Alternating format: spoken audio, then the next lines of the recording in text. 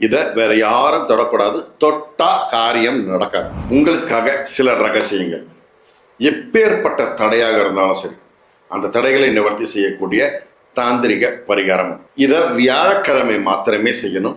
காலையில் 6-7, அப்படி இல்லைன்னா மத்தியானம் 1-2, அப்படி இல்லைன்னா நைட்டு 8-9. இதுதான் அதை செய்யக்கூடிய காலகட்டம். அதாவது குரு ஹோரையில் தான் இதை செய்யணும். ஓகேங்களா?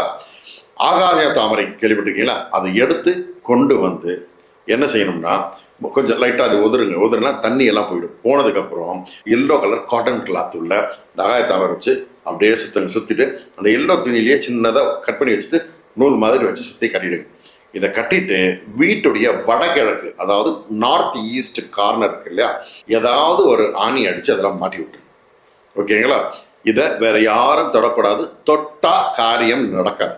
இது 45 நாளைக்கு ஒரு முறை இப்படி நீங்கள் செய்ய செய்ய செய்ய எல்லா தடைகளும் நிவர்த்தி ஆகிட்டு கை மேலே பலன் வந்து சேரக்கூடிய ஒரு அருமையான தாந்திரிக பரிகாரம். பழைய காலத்து முறை இது. ஓலைச்சுவடிலிருந்து எடுத்தது. பயன்படுத்திக்கங்க. சாயரம்.